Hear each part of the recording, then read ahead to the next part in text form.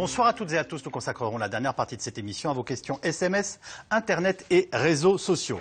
Hier, le Front du Refus défilait dans les villes de France pour dénoncer le pacte de responsabilité, les patrons assistés et, je cite, les syndicats collabos. En Italie, on se prépare au grand tournant après la désignation d'un président du Conseil de 39 ans qui annonce baisse d'impôts, baisse des charges, baisse du train de vie de l'État de 35 milliards sur 5 ans, sans oublier une possible suppression du Sénat. Nous avons donc intitulé cette émission « Réforme, le modèle italien » et voici les invités qui ont accepté de participer à ce C'est dans l'air en direct. Philippe de Sertine est économiste, professeur de finance à l'Institut d'administration des entreprises de la Sorbonne. Vous dirigez aussi l'Institut de haute finance. J'annonce la parution de votre prochain livre, En espoir de cause, courant avril chez Anne Carrière. Guylaine Autelémer est-elle rédactrice en chef à l'hebdomadaire Challenge. Votre dernier numéro est paru aujourd'hui avec en une la vérité sur le programme de NKM et d'Hidalgo à Paris. Sur votre site internet, pourquoi la France sera plus riche le 15 mai prochain.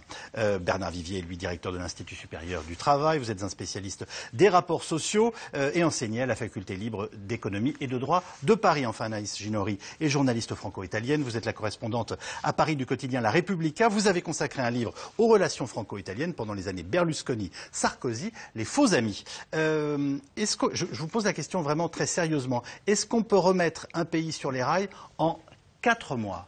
Première question pour vous, Philippe de Sertine, puisque c'est en gros le propos du nouveau Premier ministre italien. Ça peut se faire. En tout cas, c'est vraiment ce qui est marquant aujourd'hui. Je crois que peut-être on reviendra sur la comparaison France-Italie. Ce qui est très marquant, c'est la méthode de gouvernement. C'est-à-dire que on a un Premier ministre italien qui a décidé de jouer le blitz. Hein, vous savez, comme on dit aux échecs, c'est-à-dire très très vite.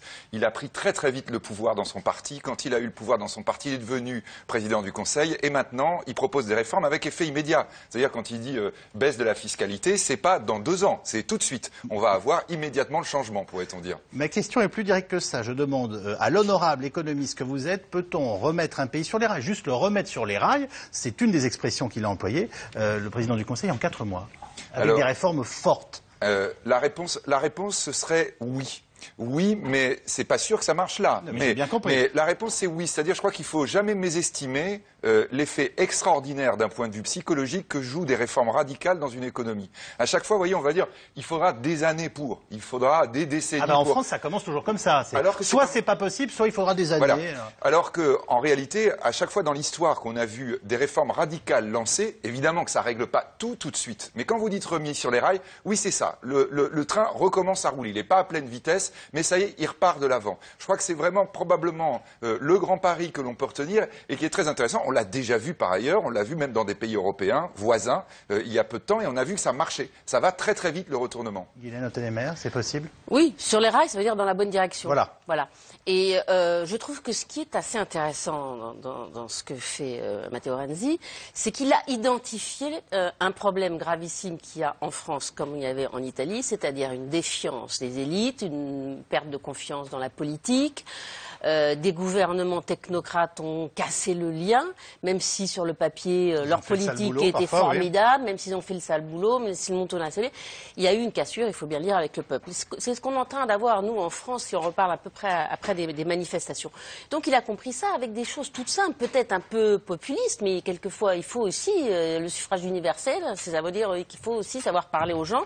Et bien il a su leur dire, je supprime 1500 voitures de fonction, je supprime le Sénat, je vais peut-être supprimer les départements, je vais donner X milliards à X millions d'Italiens. Enfin, il a fait des choses simples. Ça, pour le symbolique. Nous, en France, ça voudrait dire que quelqu'un arrive au pouvoir en disant je supprime le Conseil économique et social qui ne sert à rien, je supprime, je supprime un certain nombre de trucs qui ne servent à rien, je serre la ceinture, voilà.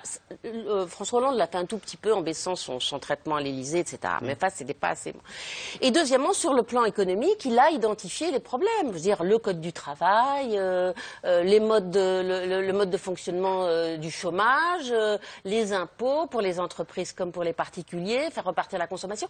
Il a fait 2-3 trucs simples en même temps. Le problème, nous, en France, c'est qu'on fait les choses l'une après l'autre tous les ans et demi. Et moi, je pense qu'aller sur les bons rails, c'est donner le sentiment qu'on va et qu'on avance, qu'on commence à redémarrer, comme vous disiez. On détaillera le projet de réforme italien un peu plus tard, Anaïs Ginori, mais j'avais envie de vous dire, il prend une grande responsabilité, votre président du Conseil, en annonçant un tel plan de réforme et de tels changements. C'est-à-dire que s'il échoue, on se dit que psychologiquement, économiquement, voilà, pour le pays, ce sera catastrophique. Est-ce que l'enjeu est aussi... Les Italiens y croient ? Les Italiens y croient. J'ai envie de vous dire, pour le moment, c'est vraiment l'engouement et l'état de grâce. L'état de ça grâce. fait du bien d'entendre pas. Oui. Voilà. C'est vrai que quand on dit que c'est les 100 premiers jours qui décident d'un leadership ou d'un gouvernement, Renzi il mise sur ça, il a compris ça. Après, c'est vrai qu'on y reviendra et si on détaille les réformes, je ne veux pas briser l'enthousiasme que je remarque en France, mais il faut quand même détailler des promesses qu'il a faites et déjà il y a eu des marches arrière sur certaines choses, mais on en parlera. Mais en ce moment, c'est vrai que les Italiens y croient majoritairement. Il est très brillant, c'est un excellent communicateur. C'est vrai qu'il capte des humeurs dans le pays donc pour la première fois depuis quelques années, il y a un nouvel espoir, ça, on peut le dire. Un nouvel espoir, ça fait du bien, non, Bernard Vivier?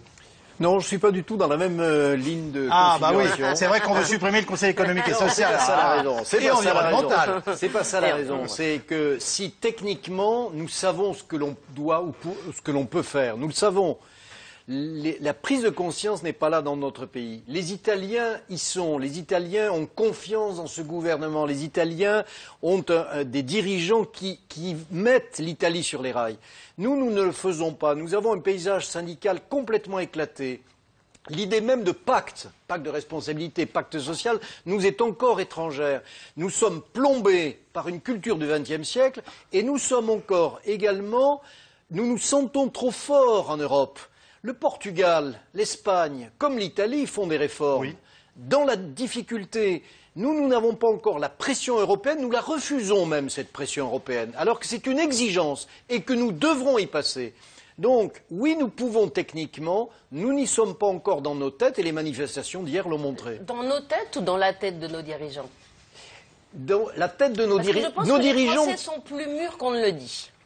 Ils sont dans une situation de résignation sur le plan social et ils sont dans une situation d'indifférence, pour ne pas dire de rejet, d'une classe politique de gouvernement. C'est-à-dire la droite, la gauche du gouvernement sont au plus bas dans les sondages. Ça nous différencie de l'Italie. Mais quand vous dites on croit que c'est tous les Français. Je pense que nos élites politiques, telles qu'elles sont sélectionnées par notre système politique, est à bout de souffle. Et ne sait plus parler au peuple, et ne sait plus parler au pays, ne sait plus lui offrir votre constat vaut pour les syndicats aussi. Votre constat vaut pour les syndicats aussi, avec une désagrégation qui est regrettable. Parce que nous ne pouvons pas être heureux de voir des partis politiques et des syndicats perdre pied au bénéfice de coordination, de mouvements incontrôlés. Philippe de Sertine, vous pensez que les Français sont plus aptes à accepter les réformes que nos classes dirigeantes ?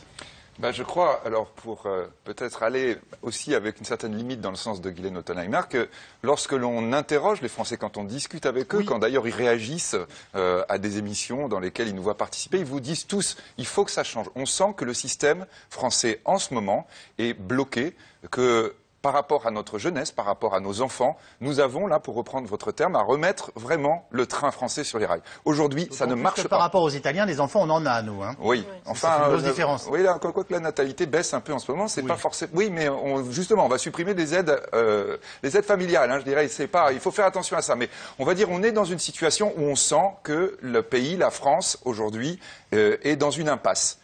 Ensuite, donc les gens le sentent. Ensuite, quand on rentre dans la mesure concrète, c'est-à-dire en disant maintenant on va y aller, on va faire ça, je ne suis pas persuadé réellement que les Français soient si partants que ça. C'est-à-dire, on va dire une sorte de conservatisme, c'est-à-dire on reste un peu finalement comme avant, voire même une tentation réactionnaire, mais si on revenait à autrefois. Et je me demande si ce n'est pas aussi une forte tendance française que l'on retrouve d'ailleurs dans les votes des partis politiques. Le système est bloqué, mais qui le bloque ? Mais je crois, moi, personnellement, que le système, il est bloqué à tous les étages, on va dire, par la population française dans son ensemble. Je ne crois pas que ce soit que les élites. Quand on demande à 2 départements de voter pour savoir s'il faut le regrouper, alors que tout le monde dit qu'il faut regrouper... Vous voyez ce que je veux dire? Ça s'est passé dans l'Est de la France il y a quelques mois. Oui, eh bien, la surprise... Exactement. La surprise... On aurait pu appeler le Rhin. La surprise, c'est que, tout d'un coup, les gens disent non. Ils sont d'accord dans le principe, etc., mais quand on leur dit, oui, maintenant, pour aller chercher votre permis de conduire, il faut aller à 50 km au lieu de 30, ils étaient d'accord sur tout, sauf sur ça. Oui, mais il faut aussi un peu expliquer les choses aux gens. Là, le comité à la prospective, vous savez, la France dans 10 ans, ils ont fait une grande étude avec plein de questions Internet, avec une radio, etc. C'est très étonnant, les résultats, parce qu'on s'aperçoit qu'il y a une grande majorité de Français qui sont prêts à faire un effort pour avoir moins quand ils ont, pour donner à plus à ceux qui n'ont pas, dans le cadre d'une réforme cohérente. Je crois que ce que les Français ne supportent pas, c'est des petits bouts de réforme, de baisse de charges, de réforme de l'école, sans vision, sans histoire. Alors, le Club du Non, lui, défilait hier en France le Front du Refus, c'est ainsi qu'ils se sont appelés eux-mêmes, des réformes manifestant dans tout le pays, CGT, FO et FSU. Ils rejettent le pacte de responsabilité et les effets de la rigueur. Ils dénoncent un pacte de complaisance pour les patrons assistés. Pas de mots assez durs non plus pour les syndicats collabos, en l'occurrence ceux qui signent les accords. À la gauche du Parti socialiste, on affirme aussi à 5 jours des municipales que voter contre le PS, c'est voter contre le pacte. Reportage de Marie-Laurent et Guillaume Biraud.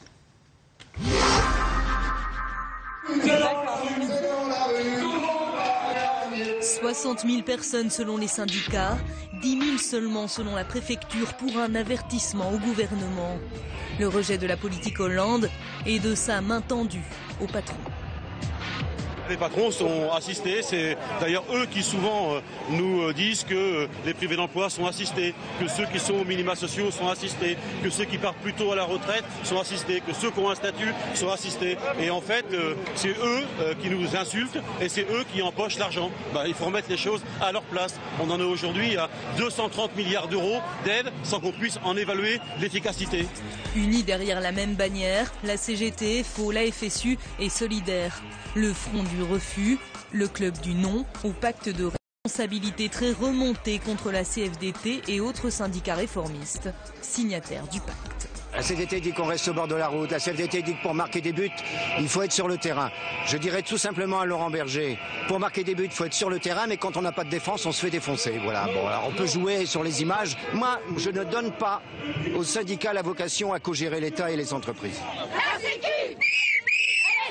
Objet de cette colère, les conséquences pour le service public des 50 milliards d'économies annoncées et surtout l'absence de contrepartie en matière d'emploi suite aux 30 milliards d'euros de baisse de charges concédés aux entreprises. À ceux qui veulent supprimer les tournées, les postiers répondent. Ces postiers des Hauts-de-Seine sont en grève depuis 50 jours. La Poste doit embaucher. Inquiets pour leur avenir. Ça fait des dizaines d'années qu'il y a des subventions et des exonérations de cotisations sociales pour le patronat et pourtant le chômage n'a jamais été aussi élevé. Donc faire des cadeaux aussi honteux que ça par dizaines de milliards, c'est complètement absurde. On sait qu'ils ne donneront jamais rien en contrepartie. Tout ce qu'ils veulent, c'est nous exploiter jusqu'à la dernière goutte et ça, c'est et nous jeter comme des Kleenex après. Solidaire, le Parti communiste entend bien cristalliser le mécontentement social d'ici 4 jours dans les urnes. On est dans des batailles municipales pour résister à l'austérité que le gouvernement va essayer d'imposer au plan local.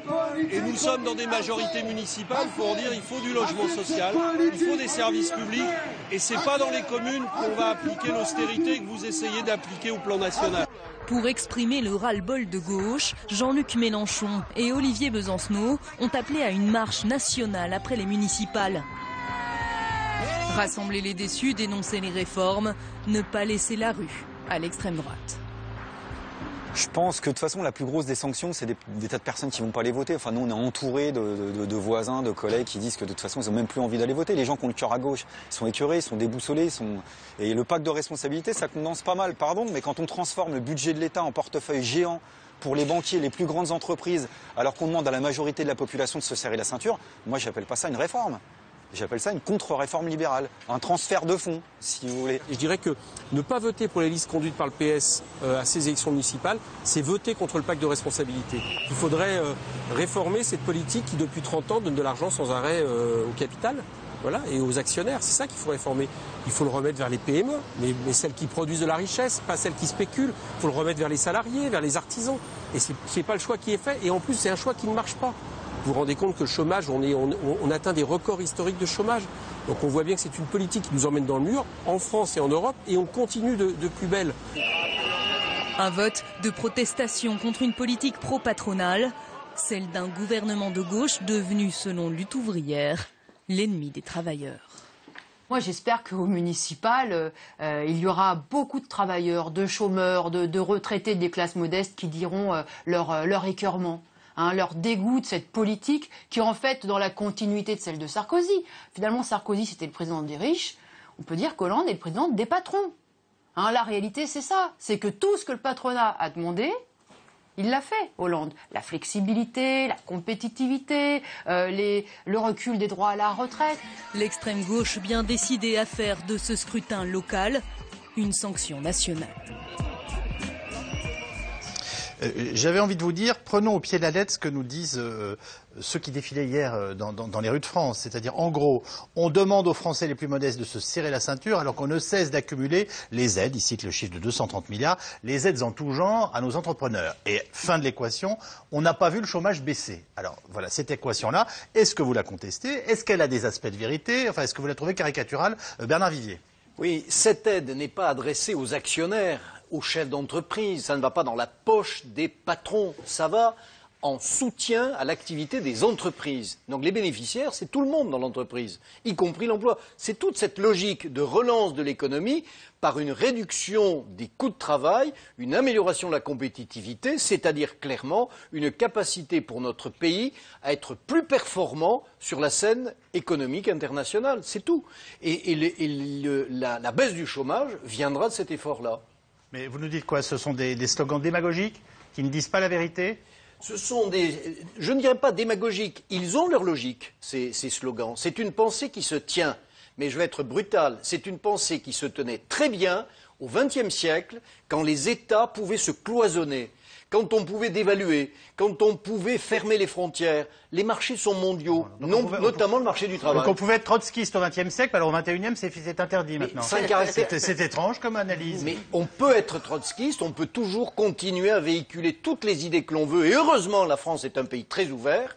Mais concrètement, ce qui marche, c'est quand même l'esprit d'entreprise, c'est pas l'esprit de barricade. Je vous laisse réagir et je vous donne en même temps la question SMS. Même si ce nouveau pacte semble peu crédible, que font les syndicats dans la rue? Est-ce du blocage systématique anti-patron?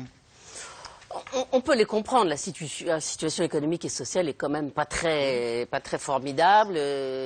Voilà. C'est dur pour les Français défavorisés. C'est dur pour les Français défavorisés, pour les jeunes, pour les ouvriers, pour les gens qui sont peu diplômés.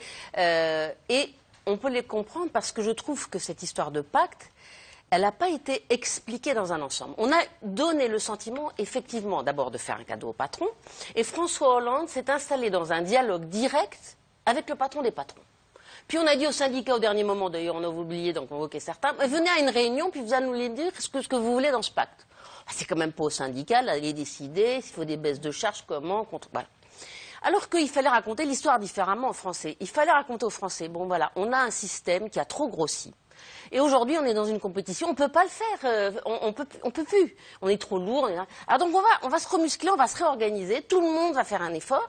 Et grâce à cet effort, on verra que les charges baisseront, les impôts baisseront, peut-être qu'il y aura plus de prise de risque, peut-être que les étudiants aisés devront plus payer leurs études. Mais il faut raconter l'histoire et dire, bon, on se remuscle là, on a juste fait un petit bout du travail. C'est juste un petit bout des choses pour qu'on retrouve de l'emploi. Il faut aussi réformer le code du travail. Il faut aussi réformer l'État. Il faut faire beaucoup de choses en même temps. Alors je ne dis pas que c'est facile. Hollande a hérité d'un sacré merdier, parce que je dois dire que la droite n'a pas fait le boulot. Mais je veux dire, voilà, on n'a pas raconté l'histoire. Donc moi je trouve que, si vous voulez, c'est un peu facile, c'est un peu démago ce qu'il dit. Mais je le comprends que ce soit un ressenti comme ça. Il y a quand même un point, et ce chiffre revient très souvent dans la bouche de certains leaders syndicaux et de certains leaders d'extrême gauche, c'est-à-dire on a 230 milliards d'aides en tout genre cumulées pour le patronat français. Ce chiffre, il est juste ou il ne l'est pas? Non, mais je crois que... Oui, mais quand on va dire... Hein. Non, mais sauf... Mais voilà. Donc on comprend, si vous voulez, même s'ils étaient de mauvaise foi pour des raisons idéologiques, le chiffre est là. Donc je comprends oui, mais sauf que on doit faire 50 milliards d'économies là. Donc vous voyez ce que je veux dire? Non, mais je crois qu'il y a plusieurs choses. D'ailleurs, entre parenthèses, il y a la conséquence, c'est-à-dire les économies qui sont le deuxième volet de la manifestation. Oui, mais dans le premier volet, sur l'entreprise, le problème, c'est que nos entreprises aujourd'hui, avec des gens qui sont pas payés de manière très forte, avec une augmentation de salaire relativement faible, avec tout ce qu'on peut faire en termes de contraction, elles ont des marges épouvantablement basses. Et quand elles ont ces marges, vous voyez, elles gagnent presque pas d'argent en vendant. Et quand elles vendent avec ces marges très faibles, elles perdent des marchés à l'exportation. C'est-à-dire qu'on voit pourquoi notre système est bloqué, parce que nous essayons vraiment, on va dire, de retenir notre souffle, et malgré tout, on coule au fond de la piscine. Excédent commercial italien 30 milliards, déficit français 60. Oui, avec un retournement. Décalage 90. Hein. Avec un retournement en pratiquement un an. Par rapport à ce que vous disiez tout à l'heure, l'amélioration italienne est assez spectaculaire. Donc la France est avec un système qui est bloqué. Pardonnez-moi, j'insiste. Les 230 milliards d'aides là évoquées, on peut expliquer en quoi ça consiste, enfin ce que c'est, quelle forme ça prend. C'est un cumul de toutes sortes de petites choses. Il y a au niveau des collectivités, des pays, des régions, des départements, tout le monde se mêle d'économie, tout le monde fait de la surenchère. Il y a les zones prioritaires, ceci, les zones. Moi, j'ai jamais entendu un petit patron me dire je vais chercher mes aides. Mais il y a le seul problème, c'est que les petites entreprises, les petites entreprises ont beaucoup moins de temps, mais il y a des grosses PME qui ont d'anciens préfets ou d'anciens hauts fonctionnaires à la retraite qui sont à plein temps à chasser les primes, les zones où on a des défiscalisations, etc. Bien sûr. Alors, c'est pas un système très efficace. Moi, je trouve que c'est un système pas très transparent. Et il y en a 230 milliards. Oui, et je trouve que c'est pas un système très transparent. Je préférais un système où tout le monde en bénéficie et où on remette les choses à plat. Mais c'est plus difficile. Qu'est-ce que vous pensez de ce qu'on est en train de se raconter là? Non, c'est vrai. Je réfléchissais sur le. Oui, vous voyez son jeu, c'est pour ça. Justement que l'Italie a cet excédent commercial fort, qui est d'ailleurs sa vraie richesse et qui a continué pendant la crise. Avec nous aussi, vous êtes excédentaire. Voilà, exactement. Et on n'a pas 230 milliards d'aides aux entreprises. Donc c'est vrai que c'est un système... de ce point de vue, je pense que la comparaison avec l'Italie est plutôt favorable aux Italiens, parce que c'est vrai que même dans le langage, on n'entend pas dire justement c'est un cadeau au patron. Quand il y a oui, dans le sens vraiment, il y a une logique, disons, plus favorable aux entreprises. Je pense on ne pense pas on va donner de l'argent aux actionnaires.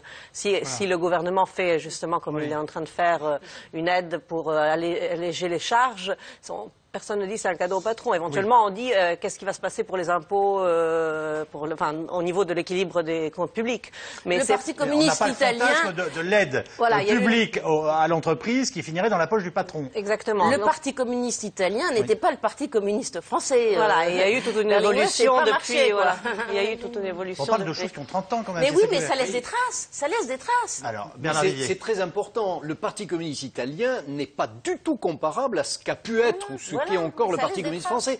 La CGIL italienne, l'équivalent de la CGT française, a quitté le système syndical communiste international en 1978. Nous, la CGT française a quitté cette internationale en 1995. Et il y a encore des adhérences un peu à ce passé, à cette culture. Donc, nos acteurs ne sont pas aujourd'hui en phase avec ces évolutions. Et nous n'avons pas encore conscience dans notre pays que ces 235 milliards, ils ne viennent pas de quelque part d'en haut. Ils viennent d'une richesse produite. Vous savez, quand on prend une autoroute, parfois on voit l'État et la région investissent pour vous 300 millions. J'ai envie de m'arrêter de mettre avec mes impôts. Bon, parce que ça vient de quelque part, cet argent. Oui. Alors, Bernard Vivier, je reste en France avant qu'on parte découvrir nos reportages en Italie. Cette manifestation que vous avez vue hier, alors, est-ce qu'elle peut avoir un écho, et elle l'assumait d'ailleurs, d'opportunisme par rapport aux élections municipales? Ça nous est dit très clairement par certains membres du Parti de gauche, c'est très bien. Mais est-ce que vous pensez que ça peut conduire à une mobilisation réelle contre le pacte après les municipales? Je crois qu'Olivier Benzencenot, dans le reportage, l'a dit lui-même. On est dans un phénomène de désaffection. Probablement, le dit-il, mais probablement il n'est pas le seul à le dire, de désaffection par rapport aux élections municipales et européennes. Et sur le plan social, ce que nous vivons, c'est la lourdeur sociale, c'est la résignation rageuse, comme le dit l'association Entreprises et Personnel, c'est-à-dire finalement un repli. Et notre pays est davantage menacé par le repli que par la révolte. Aujourd'hui, mais évidemment, le repli, un jour ou l'autre, cesse de s'exprimer et tout est possible. Mais vous me dites qu'il manifeste pour rien? Aujourd'hui, cette manifestation relevait davantage, enfin la manifestation d'hier, de l'ordre du rituel. Philippe de Sertine. Moi, je voudrais insister aussi sur le fait que nous évoquons beaucoup les syndicats, et en particulier ceux qui s'opposent au pacte, un peu, vous voyez, en disant il y a des marginaux et des gens qui sont dedans. Mais je crois qu'il faut se rendre compte à quel point le monde économique français a un problème. C'est-à-dire que lorsque nous évoquons le manque de compétitivité française, c'est un manque d'investissement, un manque de, entre guillemets, discernement d'investissement aussi de l'ensemble du tissu économique français. C'est-à-dire que notre problème, il est très profond. Si on prend un exemple, on a eu là la vente d'une grande société de téléphonie il y a quelques jours. On est sur des chiffrages à 15 milliards d'euros. On a une opération financière de 15 milliards d'euros qui va... 15 milliards, c'est vraiment gigantesque. Vous donnez 15 milliards aux PME françaises, immédiatement, là, pour le coup, ça fait un sacré allègement de charges et ça fait des... Là, on est dans une opération qui n'a pour autre but que de reconfigurer un secteur avec un groupe qui va empocher 15 milliards pour acheter une chaîne de télévision. Et finalement, vous voyez, pour ne rien lancer réellement de structurel pour l'économie française. C'est-à-dire que nous avons un retard dans notre mode de fonctionnement à tous les niveaux. Au niveau syndical, au niveau patronal, au niveau des entreprises françaises, des grandes et des petites. Nous sommes dans une logique où nous sommes absents un peu partout dans tous les secteurs économiques. On parle d'argent privé. J'entends très bien ce que vous nous dites, mais on parle d'argent privé, là, en l'occurrence, pas d'argent public. On parle d'argent. Vous voyez, quand on dit argent privé, argent public, on a bien fait justement le rapprochement. Les 230 milliards qui se baladent et qui vont aider les entreprises, entre guillemets, ils sont en réalité injectés dans le secteur privé. Lorsque une entreprise ponctionne 15 milliards sur, on va dire, la capacité de l'État français ou de la France à donner de la liquidité à l'économie, eh bien, cet argent-là, s'il est là, maintenant, il n'est plus ailleurs. Vous voyez, on a levé de la somme disponible pour, là, en l'occurrence, une opération qui n'a aucun impact à long terme d'un point de vue positif. Donc là, on est typiquement dans le problème français. Le problème français, c'est que nous avons des raisonnements qui sont à tous les niveaux, des raisonnements, on va dire, conservateurs, de mode de fonctionnement un peu, vous voyez, de non-vision du futur. Et finalement, on est sans cesse en train de se repasser la question en disant qu'est-ce qu'on va faire demain? Eh bien, on va peut-être négocier, on va voir comment les choses vont évoluer. Vous voyez, il y a un problème, on va dire, dans le tissu économique dans son ensemble en France, et pas uniquement, on va dire, avec tel ou tel type de partenaire. Est-ce que vous voulez nous dire que même nos grandes opérations, comme ce à quoi on vient d'assister, entre Numéricable, Bouygues, SFR, etc., vous voulez dire que même ce type d'opération qui, en ce moment, polarise l'activité économique française, ne sont pas des opérations productives? Mais pour moi, c'est un désastre. Si vous êtes en train... Je serais syndiqué, je suis d'ailleurs très surpris qu'on ne l'ait pas entendu davantage. Pour rembourser les 15 milliards là, qui vont être payés pour acheter SFR, qu'est-ce que vous allez être obligé de faire? Vous allez être obligé de faire du bénéfice pour rembourser votre dette.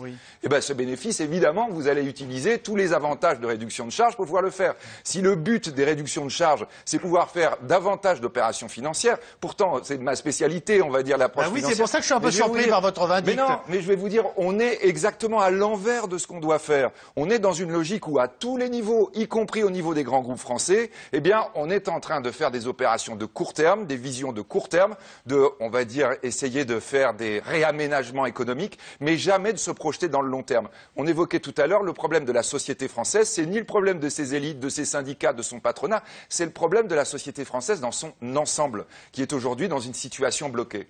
On va partir en Italie avec un coup de projecteur maintenant sur ce fameux pacte italien de Matteo Renzi. Ce surdoué de la politique propose en fait un véritable Big Bang économique aux électeurs italiens qui lui ont dit oui avec les urnes.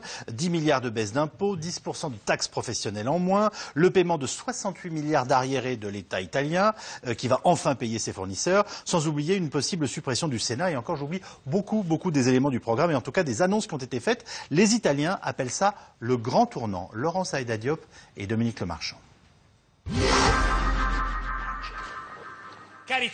Chers Italiens, aujourd'hui votre gouvernement vous annonce que dès le 1er mai, l'État mettra 10 milliards dans les poches des 10 millions d'Italiens qui gagnent moins de 25 000 € net à l'année. Chers entrepreneurs, chères petites et moyennes entreprises, le gouvernement vous annonce une baisse de 10% de la taxe professionnelle et de la facture énergétique. Un tel ensemble de réformes aussi corsées, aussi importantes, c'est du jamais vu. Il avait promis de mettre la vieille Italie à la casse. Matteo Renzi, surnommé le démolisseur, passe à l'action. 10 milliards de baisse d'impôts, 10% de baisse des charges sociales, 68 milliards pour rembourser les dettes de l'État aux entreprises, une refonte intégrale du marché du travail. 3 semaines après son arrivée au pouvoir, Renzi tape vite et fort. c'est Matteo Renzi. Il représente un grand défi pour se charger toute l'Italie sur notre épaule et mener l'Italie au dehors de cette terrible crise qu'on a depuis 6 ans. Le champion du Parti démocrate n'a pas le choix. Il doit réussir. Et n'en déplaise à ses partenaires européens, il a choisi une méthode inédite en ces temps de crise. Ciao l'austérité, bienvenue la relance. Depuis 2011, l'Italie vient de 3 années de très très dure austérité fiscale et budgétaire. Mais la crise a été toujours plus profonde. Maintenant, nous avons les comptes publics qui vont bien. Et on doit faire un soutien de consommation pour les familles qui gagnent moins de 25 000 euros. Et on doit aussi, à travers la réduction des cotisations sociales, des contributions sociales et de l'industrie exportatrice italienne. En 6 ans, l'Italie a perdu près de 9 points de PIB. Une longue récession dont le pays vient tout juste de sortir. La reprise est là, mais fragile. Selon certains spécialistes, c'est le moment pour donner un choc à l'économie. 10 milliards d'euros de baisse d'impôts en un an, c'est presque du jamais vu. Cette baisse d'impôts, associée à d'autres mesures significatives comme le remboursement des dettes de l'administration publique aux entreprises, soit près de 68 milliards d'euros d'ici juillet. Si c'est respecté et si les échéances sont tenues, ça ne peut produire qu'un choc positif très fort. Renzi, c'est un Big Bang économique, mais aussi politique.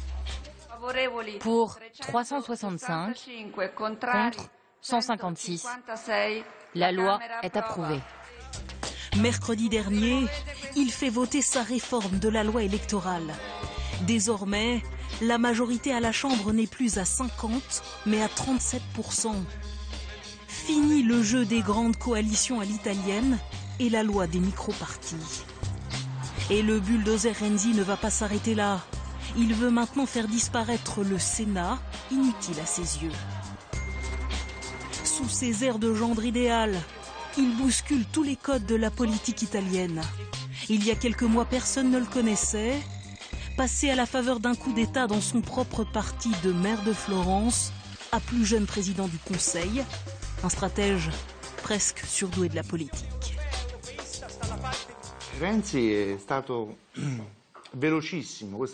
Renzi a été très rapide, c'est impressionnant. En quelques semaines, il a réussi à convaincre le Parti démocrate de l'appuyer. Ce n'était pas joué d'avance, car avant lui, il y avait un président du Conseil du même parti, Enrico Letta. Il a réussi à convaincre le président Napolitano, les alliés du gouvernement, et a réussi à trouver une majorité. Il a brûlé toutes les étapes. Il a été très rapide. Selon moi, c'est son arme la plus forte. Renzi s'est donné 100 jours pour faire prendre à l'Italie ce qu'il appelle le bon tournant. C'est le moment de vérité, celui où le démolisseur doit prouver qu'il est aussi un bon bâtisseur. Alors je me suis laissé emporter il y a quelques instants en parlant d'élections. Le président du Conseil italien, puisqu'on est dans un régime parlementaire, est désigné bien entendu. Et vous m'avez fait la remarque et vous aviez tout à fait raison. On a une première question que je vais vous poser à vous qui est qu'ont dit les syndicats italiens et sont-ils aussi conservateurs que les Français ? Alors, en fait, déjà sur la méthode, comme l'expliquait bien le reportage, Renzi a vraiment innové. Tous les présidents du Conseil, premiers ministres qui doivent faire des réformes rencontrent d'abord les syndicats. Lui, avant d'annoncer les réformes qu'il a annoncées la semaine dernière, il a refusé de rencontrer les syndicats, ce qui évidemment a fait polémique. C'était une grande surprise. En Italie, on a ce système qui s'appelle concertazione, concertation. Enfin, c'est vraiment une tradition tradition de mettre entreprises, syndicats, patrons, syndicats et gouvernement autour d'une table. Et Renzi disons, a fait une rupture sur cette tradition. Et en prenant d'ailleurs les syndicats à leur jeu, dans le sens où après, il a annoncé des choses qui ont fait plaisir dans un certain sens aux syndicats, c'est-à-dire la baisse des impôts pour les foyers les plus modestes, qui était très bien accueillie par les syndicats, même s'ils n'avaient pas été concertés, ils ont dû dire oui, c'est bien. Et, donc ils n'ont pas fait la fine bouche, même s'ils étaient voilà, pris de... Oui, absolument.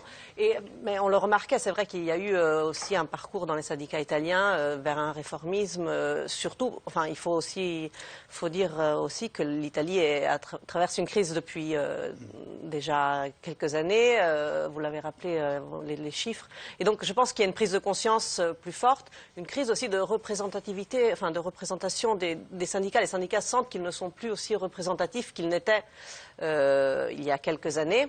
Donc ces deux choses, en quelque sorte, donnent un pouvoir majeur au gouvernement s'il veut agir, comme il est en train d'essayer de faire. Et donc, pour l'instant, je ne vois pas justement de mouvement contre les réformes de Renzi. Donc, il y a des critiques parce que c'est vrai qu'après, déjà, il est en train... Il est libre d'agir. Il est libre d'agir, mais c'est vrai que après, il faudra peut-être revenir. Il faut expliquer aux Français que déjà, sur certaines annonces qu'il a faites, il s'est corrigé. Par exemple, sur le contrat unique, c'est-à-dire un contrat de 3 ans flexible qu'il avait promis, il a fait déjà des modifications qui ne sont pas jugées positives par les syndicats. Donc, après... voilà, pour l'instant, il y a eu un grand art du ministère de la parole, voilà. Et qu'il va falloir si les mesures annoncées, enfin voir si les mesures annoncées. Le problème avec Renzi, c'est qu'il est très bon communicateur, il va très vite. Après, il faut faire tout un décryptage derrière. La réforme électorale, vous le disiez, elle a été approuvée, mais il avait promis que l'abolition du Sénat aurait été déjà dans cette réforme. Après, là, il a promis que ça sera fait dans un deuxième temps. Donc, ça reste un slogan qu'il prend pour lui, mais pour l'instant, il l'a pas fait. En tout cas, il semble avoir la conviction que là, en l'occurrence, c'était la rapidité d'action, en quelque sorte ce qu'on appelle nous ici les 100 jours, les 100 premiers jours d'un quinquennat ou les 100 premiers jours d'un président du Conseil italien, qui lui donne la force, même sans réunir les syndicats, de proposer des réformes pour son pays. Je trouve ce qui est formidable, c'est qu'il va de l'avant, il y va, il annonce, il prend des risques. On a l'impression qu'il a envie de faire ce boulot-là. Alors que nous, on a l'impression qu'en France, que toutes les réformes qui ont été faites, elles sont faites contraintes. C'est genre, je fais le cahier texte, j'ai fait la SVT, j'ai fait le schéma, alors je coche. Voilà, on fait les travaux pratiques parce qu'il y a Bruxelles qui nous embête, parce qu'on se rend bien compte que sur un certain truc, on dépense trop, mais c'est contraint, c'est sans vision, sans envie, sans... Voilà, lui, bon, il va peut-être pas réussir à conduire son train, parce que c'est compliqué, mais au moins, il se met aux manettes et dit, allez, on y va, on prend des risques. En l'occurrence, la chancelière allemande a dit qu'elle était très impressionnée par le train de mesure qu'il prenait d'emblée. Dans la parole, en tout cas, il est impressionné. Et moi, déjà, c'est quand même quelque chose, parce que, bon, après, il faut que la société suive, mais déjà, quelqu'un qui a envie, qui parle, qui est dynamique, qui veut y aller, qui a compris les trucs, c'est déjà formidable, non? Bernard Vigier. Oui, c'est vrai, ça vient d'être dit. En Italie, on y va vite et fort. Et en France, on y va lentement et mou. Bon. Mais si le Premier ministre italien a mis les syndicats un peu à contre-pied, les a pris à contre-pied, c'est purement ponctuel, parce qu'il existe en Italie quelque chose qui n'existe pas en France, et vous l'avez dit, c'est cette idée précisément, cette culture du pacte. Vous avez utilisé le mot italien, utilisons le mot français qui est le mot pacte.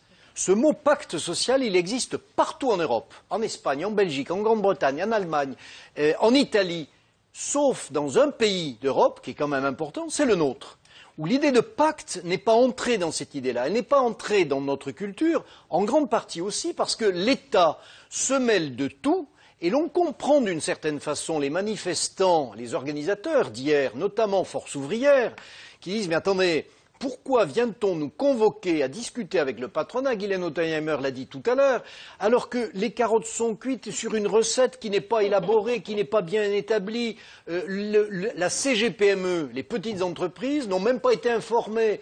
disons, Monsieur Roubaud, président de la CGPME, a appris l'affaire du pacte de responsabilité en regardant sa télévision, alors que Monsieur Gattaz avait concocté son pacte de responsabilité avec Monsieur Hollande quelques jours avant. Donc, c'est pas clair, et l'on comprend la colère que peuvent avoir certaines organisations patronales ou syndicales. Et aujourd'hui, je me répète, pardonnez-moi Guylaine, mais je vous répète, je répète ce que vous dites, c'est on dit aux syndicats et au patronat, vous allez discuter, et puis l'État se retire. Alors évidemment, c'est un peu comme le sparadrap du capitaine Haddock. Dans 6 mois, si le chômage monte, on dira, c'est pas nous les hommes politiques et les femmes politiques qui gouvernons ce pays qui en sommes responsables, c'est le patronat qui s'est engagé, qui n'a pas tenu parole, et les syndicats qui ont signé ça, sont dans le sillage d'un patronat honteux. Ben non, voilà. Le rôle de chacun n'est pas suffisamment clair dans notre pays. Philippe de Sertine, et après on prend les mesures de M. Renzi et on voit si elles seraient applicable en France. C'est un jeu amusant. Oui, mais je pense par rapport à ce que nous évoquions sur M. Renzi qu'il y a deux choses. Il y a effectivement cette espèce de coup de frais dans la manière d'envisager la politique, de foncer. Vraiment, il y a quelque chose de jeune. Oui, c'est le plus jeune président du Conseil de l'histoire italienne. Donc on est vraiment avec quelque chose là qui change et alors évidemment qui fait contraste avec la France. Cela étant, je pense quand même que si on doit émettre des réserves, c'est sur la personnalité, le mode de fonctionnement de Renzi lui-même. C'est un putsch à l'intérieur de son propre parti. Il n'y a pas eu d'élection. Il y a eu des renversements d'alliances. Monsieur Letta n'était pas d'ailleurs quelqu'un de très âgé. Il avait 47 ans. Il n'était pas non plus un cacique. Il était en train de mener une réforme lente en Italie. Là, tout de suite, on est vraiment dans un déséquilibre avant. Alors certes, peut-être pour l'Italie, c'est bien. Ce qu'on disait tout à l'heure, il peut y avoir un élément positif. Attention, parce que quand même, on est dans un déséquilibre qui peut entraîner toute l'Europe. C'est-à-dire que si ça ne marche pas en Italie, là, ça peut avoir vraiment des conséquences graves pour tout le monde. Alors, hier, le président du Conseil italien... Merkel est rassurée. Oui, enfin, elle est rassurée. Je ne sais pas si elle est si rassurée que ça. Il vient en France, il vient en Allemagne. Tout le monde le regarde un peu sidéré en disant, bon, oui, ok, qu'est-ce qui va se passer après mais je crois qu'il faut bien quand même se rappeler que la situation italienne est une situation extrêmement complexe, plus complexe en termes économiques que la France, que nous sommes avec un taux de chômage très très élevé, avec des tensions politiques à l'intérieur de l'Italie qui sont très très fortes, et que là, on est quand même avec une prise de risque maximale. Il faut quand même juste le rappeler et pas simplement avoir une vision seulement béate, on va dire, de ce mode de fonctionnement énergique. Je me suis remarqué que c'était ma première question. C'est, il est en train d'engager son pays sur une voie de réforme ultra active. Il prend à témoin une grande nation européenne. S'il se casse la figure, on se rend compte que ça peut être grave. On est d'accord, vous voyez, mais surtout, moi, à mon avis, c'est quand même... Vous diriez qu'il va trop vite, là, attendez, parce que... Non, je dirais pas ça. Je dirais que dans le mode de processus... Vous voyez, on n'a pas été dans un processus classique comme on peut connaître ailleurs en Europe. C'est-à-dire, vous avez des élections, une majorité qui se dégage, qui vous dit, allez-y, foncez sur votre programme. Ça s'est pas passé du tout comme ça. C'est-à-dire, vous avez eu, il faut quand même le rappeler, en janvier... C'est pas Benito Mussolini, on est en train de parler de Matteo Renzi. Attendez, mais en janvier, d'où ça part son pouvoir, c'est déjà qu'il remet dans le jeu d'une façon indirecte, vous me corrigez si je me trompe, notamment M. Silvio Berlusconi. Il y a des entretiens, il y a la confédération patronale qui l'appuie et qui commence à lâcher l'État. On est avec un mode de fonctionnement, vous voyez, qui est très interne. On n'est pas du tout dans un processus de préparation. Je voudrais qu'on prenne les réformes. Oui, juste un truc on va revenir bizarre. à la politique après, je vous le promets. Non, je sais que c'est frustrant, mais c'est promis. Baisse des impôts massive. En gros, 10 milliards d'euros pour 10 millions d'Italiens, soit 1 000 euros de plus de pouvoir d'achat pour ceux qui paient l'impôt. C'est possible en France ? Ça dépend. Nous, on a déjà la moitié de la population qui paie pas d'impôt sur le revenu. Alors, je ne sais pas qui paye des impôts là-bas. C'est bien. C'est une bonne façon de me répondre à l'envers. Oui, non, mais c'est très important. Mais vous avez raison. Mais alors, pour ceux qui en payent, est-ce que c'est possible ? La question, non, mais la question, elle est très simple. C'est de dire, c'est quoi notre objectif de déficit ? Et c'est d'ailleurs une des grandes questions sous-jacentes aujourd'hui avec l'Italie. C'est-à-dire, si vous dites, de toute façon, on s'en fiche du déficit, ça peut être une option. À ce moment-là, vous pouvez même faire 20 milliards de réduction d'impôts. Mais ça peut être une option ou pas ? C'est une option si vous êtes en train de dire je fais sauter le déficit et on verra ce qui va se passer. S'il fait les baisses de dépenses en face. Il fait des grosses baisses de dépenses. S'il fait des baisses de dépenses en face, vraiment, il redonne du pouvoir d'achat, il redonne de l'envie, il redonne de la vitalité. En l'occurrence, c'est ce qu'il a annoncé. C'est ce qu'il a annoncé, c'est son pari, disons, c'est son pari. À mon avis, il faut aussi introduire un autre pari que Renzi fait, qui est un peu plus à long terme, disons pas dans les 3 prochains mois, qui est celui de l'Europe. Renzi parie, à mon avis, sur un changement aussi de la politique européenne. L'Italie aura la présidence de l'Union européenne à partir de juillet. Il y aura une nouvelle gouvernance européenne qui va se définir avec les élections. Donc un changement au niveau de la Commission, au niveau du Parlement. Donc je pense que quand on parle de déficit, c'est vrai que l'Italie en ce moment est en dessous du 3%, elle a fait le boulot, disons, donc elle n'a pas de problème. Incroyable, oui. Et Renzi, d'une manière très habile, a confirmé qu'il veut rester sous le 3%, même en promettant les baisses d'impôts et tout ce qu'il promet. Donc pour l'instant, je pense qu'il dit ça. Après, je crois qu'il parie sur le fait qu'il y aura une renégociation d'ici fin 2014 avec un nouvel équilibre européen probablement. Et une nouvelle relance économique au niveau européen. Voilà, exactement. Il affirme que tout le financement de toutes les mesures qu'il a annoncées seront assurées par des économies de dépenses publiques.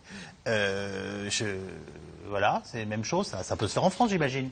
Oui, ça peut se faire en France. On est bien d'accord. Sauf que, attention, même la situation italienne de ce point de vue est différente. D'abord, il y a une dette publique très très importante par rapport à la France. Il n'y a pas de déficit, un déficit plus faible, mais une plus grosse dette d'avant. Et puis d'autre part, il y a un poids de la dépense publique beaucoup moins lourd par rapport au PIB. Réduction du train de vie de l'État de 35 milliards sur 3 ans. Évidemment, donc, on peut le faire, mais simplement, ça veut dire qu'il faut vraiment réformer, supprimer des échelons, supprimer des agences qui font doublon.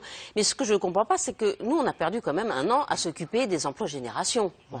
Et des emplois jeunes, c'était pendant un an. Et la banque publique, voilà, ça a été le bilan d'un an, c'était l'objectif d'un an, alors que ça devait être pendant un an, même avant d'arriver au pouvoir. Il fallait que ce soit prêt. Et là, on le fait dans les 15 jours. Je vous fais remarquer que ça fait quand même 3 questions que je vous pose, vous me dites tous oui, et alors juste derrière mais. Alors on a l'impression que le mais est beaucoup plus gros que le oui pour la France. Non, pas du tout. Oui, c'est possible. Et je comprends. Dites-le. Oui, c'est possible. Mais personne ne s'y prépare. Soi-disant, Fabius avait juste une pile de documents et en 100 jours, tout était prêt. On n'a rien vu. Non, mais sauf qu'en Italie, c'est comme au Japon. C'est qu'on a annoncé ça. On annonce, mais c'est comme en France, on dit on va baisser la dépense publique. Mais au Japon, on l'a pas fait encore. En Italie, pour le moment, ça n'a pas commencé. En France, on l'a annoncé, pour le moment, on n'a pas encore le plan. Donc partout, on dit on va financer par la baisse de dépenses publiques, mais quand il s'agit de le faire, tout le monde a peur que cette baisse de dépenses publiques se solde par une baisse de la croissance. Une baisse de croissance, bien entendu. Alors même si c'est une annonce qui passera dans le deuxième volet, vous nous l'avez rappelé il y a quelques instants, Anaïs Ginori, suppression du Sénat. Est-ce que la France serait sans dessus dessous si on supprimait le Sénat? Mais vous donnez combien de temps pour un gouvernement courageux pour supprimer le Sénat? Il n'y en a pas un qui le fera en France. Ah bon, d'accord, oui. Donc c'est une très bonne mesure que nous ne verrons jamais, c'est bien ça? Et Bernard Villiers, le Sénat, il ne veut pas y toucher non plus. Autrefois, la gauche voulait le supprimer, maintenant c'est une question. Non. Pour une raison. Général de Gaulle aussi, je signale. Mais bien sûr, le général de Gaulle a échoué, c'était en 1969, il a perdu la bataille politique là-dessus. Nous sommes un peuple C'est bizarre que tout le monde veuille supprimer le Sénat. Oui, moi je commence par le Conseil économique et social. Le général de Gaulle voulait même fusionner le Sénat et le Conseil économique et social à l'époque. Ça c'était pas mal. Simplement, c'est pas le Sénat qu'il faut supprimer. C'est réduire les 36 600 communes. Et nous y sommes, l'intercommunalité est en route. Les 1600 conseillers parisiens, les 570 députés. Et là, techniquement, c'est possible. Tout à l'heure, vous posiez la question, est-ce qu'on peut le faire? Oui, le rapport gallois n'est pas si vieux que ça. Le rapport gallois a eu un accueil très favorable, y compris dans les milieux syndicaux. Alors évidemment, en façade, le discours syndical, c'est « touche pas à mes avantages acquis ». Mais les syndicalistes ne sont pas des imbéciles, ils ont le sens du futur aussi. Leur métier, c'est de conserver, c'est de garder les avantages acquis. Mais leur intelligence les pousse aussi à considérer que si l'on veut garder l'essentiel, il faut aussi éliminer l'accessoire et modifier l'essentiel. La vie est une dynamique, la vie n'est pas une conservation. Et le monde syndical est rempli de personnes compétentes, y compris Thierry Lepan et Jean-Claude Mailly, que l'on décrit souvent comme des conservateurs excessifs. C'est pas vrai. Ils savent négocier, ils savent évoluer. Simplement, on ne peut pas toucher dans notre pays des systèmes aussi vite qu'on peut le faire aux États-Unis ou peut-être qu'on le fait en ce moment en Italie. Voilà. C'est une question de rythme. Donc à la réponse, faut-il supprimer le Sénat? Je vous réponds non. Pas tout de suite. Alors peut-être peut-on poser la question autrement à Anaïs Ginori. C'est pourquoi a-t-on l'impression, et visiblement une partie des Italiens aussi, on va le voir dans notre prochain reportage, que c'est possible chez vous et que ça ne l'est pas chez nous, si je puis dire. Est-ce que c'est le caractère si grave de la situation en Italie? Est-ce que c'est la fin d'un cycle qui autorise de nouveaux espoirs? Enfin, comment vous percevez ça? Oui, je pense que c'est on a vraiment touché le fond. Et on parlait au début du de la crise du politique, de la défiance face aux élites. Et c'est pas du tout vrai qu'il y a une confiance dans la politique en Italie. Et même nous, on vient de 20 années de berlusconisme, d'un parti qui était au gouvernement, qui est la Ligue du Nord, et qui voulait la sécession de l'Italie. On a eu aux dernières élections, le deuxième parti à la Chambre des députés, c'est le parti le comique Beppe Grillo, avec un mouvement qui veut abolir disons, la structure étatique. Donc, voilà. C'est bien comme catalogue, hein. Berlusconi, Beppe Grillo et des néofascistes au nord du pays. Enfin, bon, je suis un peu brutal, mais... Attendez les résultats de nos européennes. Donc, je voudrais quand même remarquer que Renzi arrive dans ce contexte. Donc, probablement, il est en train de redonner, comme je disais au début, un espoir que la politique peut faire quelque chose, peut remettre le pays sur les rails, peut agir, peut enlever les privilèges, voilà, tout ce qu'il a promis. Mais on vient quand même d'un climat extrêmement de défiance et de conflit par rapport à la politique. On aurait imaginé qu'il annonce des mesures très consensuelles. Or là, il annonce des mesures plutôt radicales. Alors, on va aller le voir à nouveau en Italie, car visiblement, une bonne partie des Italiens semblent prêts pour le grand tournant. En tout cas, ceux que nous avons rencontrés. Dans les quartiers populaires de Rome, le nouveau Premier ministre suscite l'espoir, très clairement. Les classes moyennes, elles, veulent évidemment encore plus de baisse d'impôts. Tout cela sans parler d'un phénomène Tanguy à l'italienne, exacerbé, où les enfants restent très tardivement chez leurs parents. Les Italiens consomment peu, mais en revanche, leurs entreprises exportent à tout va. Je vous donnais les chiffres tout à l'heure. Excédent commercial actuel de 30 milliards et déficit maintenu en dessous des 3%. Laurence Aïda Diop et Dominique Lemarchand.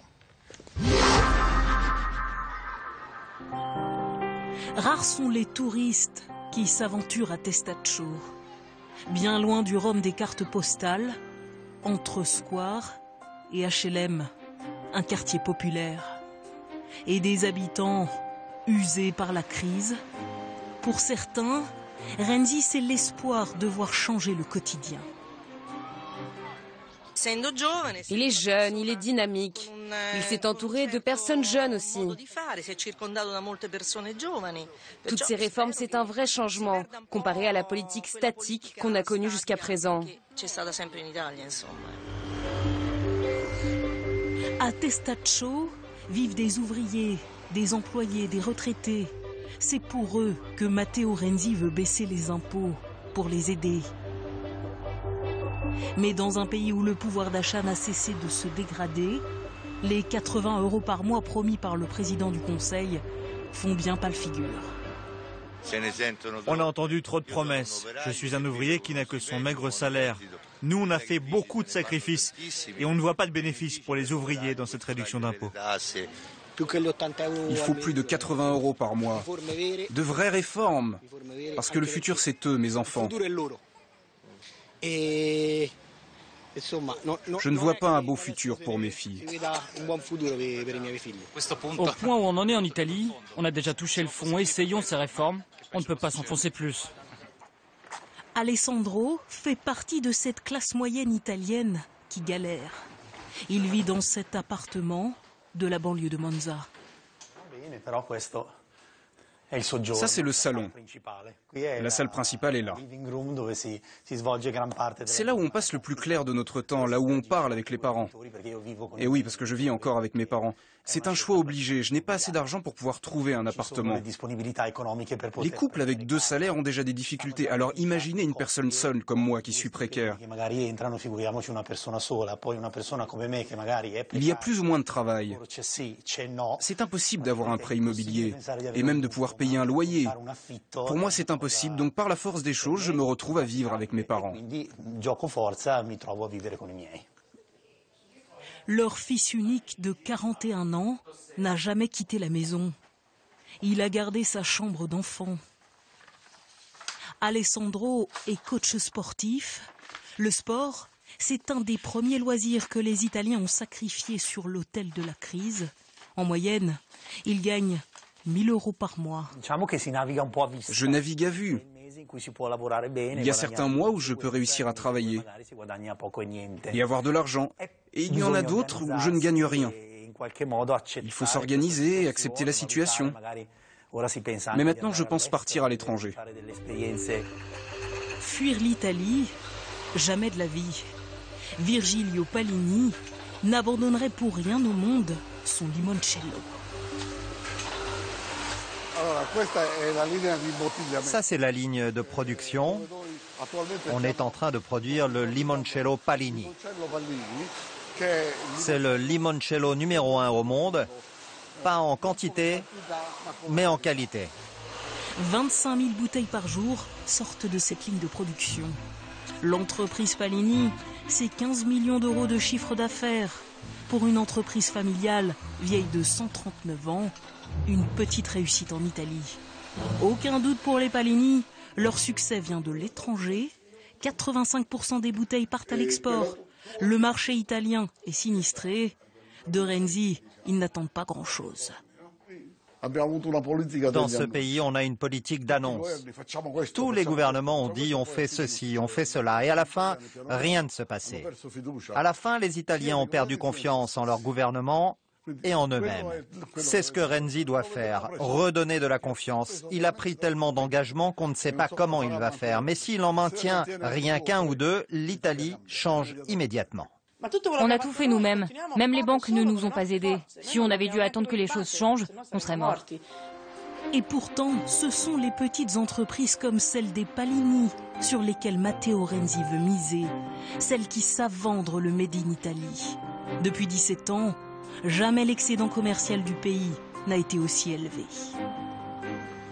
Alors on vient de voir trois visages de l'Italie, des quartiers populaires à la classe moyenne où on voit quand même un homme de 41 ans qui continue de vivre chez ses parents et une entreprise, comme souvent on le dit en France, moyenne, qui est active, qui compte pas sur les banques, qui compte pas sur les aides et qui fait 85% de son chiffre d'affaires à l'exportation. C'est une réussite. On a cette question de téléspectateurs. Où l'Italie va-t-elle trouver l'argent pour rembourser sa dette colossale? Vous en avez une idée, vous? Alors d'abord, elle a quand même une caractéristique par rapport à la France, c'est que sa dette est détenue beaucoup plus par les locaux. On va dire ça, c'est une grande différence, c'est-à-dire que l'Italie n'a pas la même dépendance que la France, on va dire, de détenteurs extérieurs, c'est-à-dire des marchés financiers. Néanmoins, elle en a été. Les Italiens achètent de la dette italienne. Voilà, en tout cas, ils en détiennent. En tout cas, ils en détiennent. C'est vrai que malgré tout, les marchés, à un moment donné, quand on s'est rendu compte que vraiment la spirale devenait très compliquée, et toujours, on doit avoir ça à l'esprit en France, c'est-à-dire, nous ne sommes pas encore à 100% de notre production nationale en dette, mais on s'en approche. On est à 92, l'Italie en est à 133. 133. Donc évidemment, elle est au-dessus et ça a été ce moment où il y a eu le retournement. Donc c'est vrai que le problème, c'est ils en détiennent, mais il y en a beaucoup maintenant qui devient difficile à gérer. Et la vraie question, enfin la seule solution, ça va être que l'Italie produise de la richesse. La seule solution pour sortir de la dette, c'est produire la richesse qui va vous permettre en quelque sorte de la rembourser. Et donc là, évidemment, c'est le grand enjeu. C'est-à-dire, est-ce qu'on peut arriver à relancer les entreprises, à relancer la production pour arriver à ça? Chez les Palini, là, on nous disait, attention, on est habitué à avoir des présidents du Conseil qui arrivent et qui nous font des promesses d'engagement. Oui, mais il dit en même temps, s'il y a deux mesures qui sont prises, l'Italie change. Oui. Dès qu'un pays reprend confiance, il faut qu'il y ait deux ou trois mesures, mais deux ou trois mesures efficaces, voilà, qui changent la réalité. Nous, le problème, c'est que notre banque publique et nos contrats de génération, ils n'ont pas changé le paysage économique français. En tout cas, moi, j'ai retenu cet Italien qui nous disait on ne peut pas aller plus bas, alors de toute façon, il fallait bien tenter Oui, je pense qu'il y a vraiment une envie d'y croire en ce moment. Donc, c'est ça qui est la grande force de Renzi, c'est qu'il capte ce besoin, ce désir de croire, d'avoir un espoir. Et lui, il l'incarne très bien. Après, justement, sa part d'ombre, c'est, on le rappelait, le fait de dette qu'il a laissé à Florence. Oui, l'inexpérience d'abord, le fait qu'il est arrivé au pouvoir d'une manière il s'est contredit parce qu'il a fait les primaires en disant après il y aurait eu des élections pour une désignation populaire et en fait il a fait un putsch dans son parti. Donc tout ça peut laisser des doutes, mais c'est vrai qu'en ce moment c'est l'homme qui semble de la providence pour l'Italie et je pense que d'un point de vue journalistique, au moins on sait que d'ici 4 mois on pourra ou le démentir ou le confirmer. C'est commode, c'est pratique. Ça. On va passer aux questions SMS, elles sont extrêmement nombreuses. Et si Hollande allait suivre un stage en Italie, nous dit un téléspectateur, ça vous semble intéressant ? Je pense que la formation intellectuelle des hommes est radicalement différente. On a un technocrate apparatchik, qui est quand même qui s'est forgé intellectuellement dans les années 70. Là, on a quelqu'un qui vient de l'entreprise privée, d'une famille d'entrepreneurs, qui a 40 ans, qui est dans la pub, c'est deux mondes, Je pense que c'est pas seulement l'Italie et la France, c'est aussi Hollande et Matteo Renzi. Le sous-entendu de la question, c'est aussi est-ce qu'il y a, oui ou non, des choses dont on peut s'inspirer, en tout cas sur le mouvement et le coup d'accélérateur qui vient de donner. L'audace. Bernard Vigier. Oui, la confiance en l'Europe. En France encore, aujourd'hui, l'Europe égale danger. En Italie, l'Europe égale opportunité. On l'a vu, le chef d'entreprise l'a dit, je vais conquérir des marchés hors Italie. On a même vu cet homme, 41 ans, qui vit chez ses parents et qui dit, je vais aller trouver du travail à l'extérieur. Alors évidemment, dans mon propos, il y a de l'inquiétude, il y a la lourdeur. Il est mieux de trouver un emploi chez soi ou dans son pays. Mais l'Europe est perçue comme une solution et pas comme un problème. Vous confirmez les propos de Bernard Vigier, vous avez le droit de ne pas être d'accord. Non, c'est vrai que l'Italie est un des pays où l'euroscepticisme est le plus bas. Il est en train d'augmenter depuis que les mesures d'austérité ont été prises par les 2 derniers gouvernements. Donc ça augmente dangereusement. Et Grillo est anti-européen, la Ligue du Nord. Donc les forces politiques qui ont eu plus de succès sont dans un anti-européisme. Donc il faut se méfier. Mais les Italiens sont par nature très hystérophiles et ils travaillent beaucoup avec l'étranger, les entreprises. Donc c'est vrai qu'il y a ça. Et je pense que, comme je vous disais, Renzi veut vraiment jouer à fond la carte de l'Europe. Il est venu tout de suite à Paris, il est tout de suite allé à Berlin. Il mise beaucoup sur cette présidence de l'Union européenne. Et donc on disait avant que l'Italie est un test avec ce cure de choc. Et je pense qu'il fait cette cure de choc en pensant, en espérant que l'Europe, soutiendra cette... qu'il sera appuyé par l'Europe.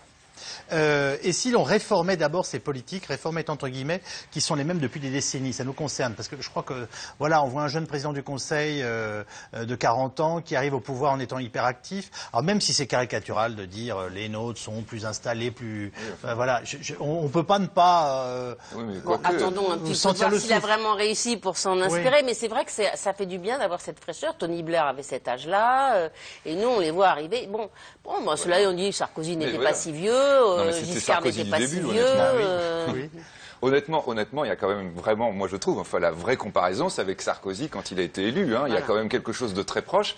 Et on a eu exactement le même problème. C'est-à-dire que la gestion en déséquilibre, les politiques extraordinaires... Chez nous, la politique, c'est une profession. Alors oui, c'est pas faux. Mais il vient du monde de l'entreprise. Pas très longtemps, il a très vite ensuite bifurqué. Mais c'est vrai que de formation. Après, il est allé dans la politique. Très vite mais c'est pas la même chose de dire qu'on veut être fonctionnaire ou qu'on commence sa vie dans une entreprise de marketing. Matteo Renzi soit un exemple absolu de... Vous voulez ajouter quelque chose là-dessus ?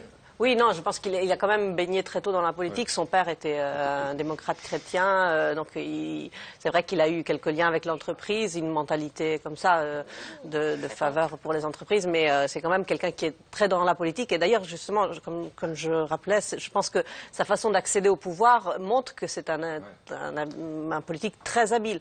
Après, il a aussi cette façon de faire qui est très peu, technocrate, apparatchik, qui d'ailleurs rappelle un peu Berlusconi. Ça fait de la peine de le dire pour lui. Enfin, lui, il joue sur ça. C'est vrai que...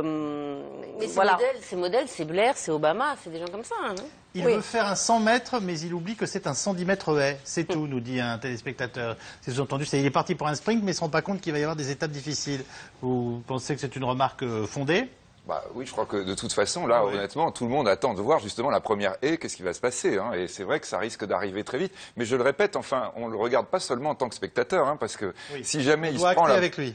S'il se prend la première haie, on suit juste derrière. Donc là, c'est vrai qu'évidemment, cette expérience, on la regarde. Ce soir, vous voulez nous faire peur avec l'Italie ? Non, je ne veux pas vous faire peur. Si. Mais non, je ne veux pas vous faire peur. Mais je veux dire... Nous, on est plein d'entrain, on leur dit, allez hop, partez pour le 110 mètres haie. Vous avez bien noté, on veut bien s'accrocher, si vous voulez. Ils ont juste quand même quelques soucis. Et c'est vrai que, c'est très intéressant, je le répète, moi, son mode de fonctionnement est très intéressant, mais attention quand même, il va être confronté très très vite à un certain nombre de problèmes. On nous dit sans cesse que la France est un pays latin difficile à réformer. L'Italie et l'Espagne ne sont-elles pas aussi des pays latins? Donc la réponse est oui, mais apparemment la capacité à la réforme a l'air plus forte là-bas en ce moment. Pourquoi Bernard Vivier? Parce qu'ils sont dans des situations... Le constat est parfait, effectivement. La résistance au changement, ce n'est pas une question de latitude, c'est une question beaucoup plus complexe. Et si l'Italie et l'Espagne sont, je reviens sur cette idée de pacte social, ils ont réussi, ces pays, ce sont des fédérations, ce sont des confédérations. C'est-à-dire ce ne sont pas des États où le pouvoir descend depuis plusieurs siècles d'en haut. Et finalement, nous avons toujours... De grandes régions. Mais bien sûr, nous avons une vision en Italie, en Espagne, une vision fédéraliste de la vie politique, ou confédéralisée. En Allemagne aussi, en Suisse aussi, au Royaume-Uni aussi. En France, nous sommes monolithiques. Et donc, tout doit, soi-disant, venir d'en haut. Les 230 milliards, comme les décisions. Eh bien non, la vie, elle est beaucoup plus complexe. Et c'est cela qu'il faut libérer dans notre pays. Voir le livre de Jospin. Exactement. Le mythe Napoléon. Exactement. On en est encore là. En bref, il faut un chef, nous dit un téléspectateur. C'est-à-dire que c'est l'idée qu'il y a un nouveau président du Conseil en Italie. Moi, c'est une idée qui m'exaspère. On ne peut pas aller nulle part sans que les gens qui disent « Ah, toi qui connais la politique, qu'est-ce qui va nous sauver? Qui peut nous sauver? Le mythe du... » Alors, on rejoint le livre de Lionel Jospin, où on est sur l'homme providentiel. Bon, c'est sûr que là, on est en train de faire toute l'émission sur l'homme providentiel italien, mais je pense qu'il faut qu'il y ait un... C'est pas ce qui nous interpelle. Enfin, mais je pense que on a évoqué les limites, même de son arrivée au pouvoir. Le système politique français, il manque de collectif. Voilà, on n'arrive pas à faire travailler un gouvernement ensemble. Chacun pense à la présidentielle, à la primaire, etc. Moi, je pense que la France s'en sortira le jour où elle arrivera à jouer collectif, par région, par gouvernement, par syndicat, etc. Qu'on arrivera à échanger, à faire des choses ensemble. Là, on est dans un pays recroquevillé avec des corporatismes, des ambitions personnelles, et on meurt de ça, alors qu'on a un potentiel extraordinaire. Le premier rendez-vous, je dirais, pour faire déjà un début de bilan de l'activité de votre nouveau président du Conseil en Italie, c'est quoi? C'est dans 6 mois? Non, c'est avant. Il est arrivé au pouvoir le 23 février, donc là on va faire un mois. Il a promis 4 mois. 4 mois, donc avant l'été, on peut se donner rendez-vous. J'ai bien compris, oui. Rendez-vous avant l'été. Faut-il craindre, question pessimiste, faut-il craindre des conflits et un climat insurrectionnel dans notre pays les prochaines années en cas d'échec de Hollande? Je trouve que c'est quand même une intériorisation qu'on entend, qu'on voit, qu'on lit, et même dont on vous parle. Oui, c'est une analyse qui se développe. Elle est extrêmement délicate à mener, cette analyse. Mais en tout cas, le propos se tient de cette résignation, de cette lourdeur, de cette perte de confiance dans les élites politiques ou syndicales. Qu'est-ce qui peut déboucher? Ce peut être ou une reprise en main, effectivement, d'élites qui se disent « nous ne pensons pas à nous mais au peuple et à notre pays », ou bien effectivement une révolte. Et notre pays nous a habitués de temps à autre à des crises brutales, des révoltes, des mai 68, des révolutions.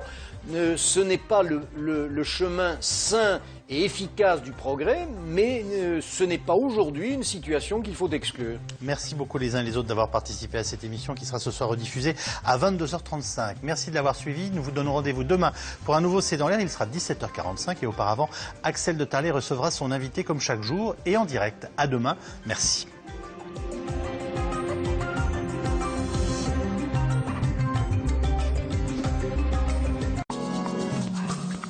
C'est dans l'air et c'est aussi sur France5.fr.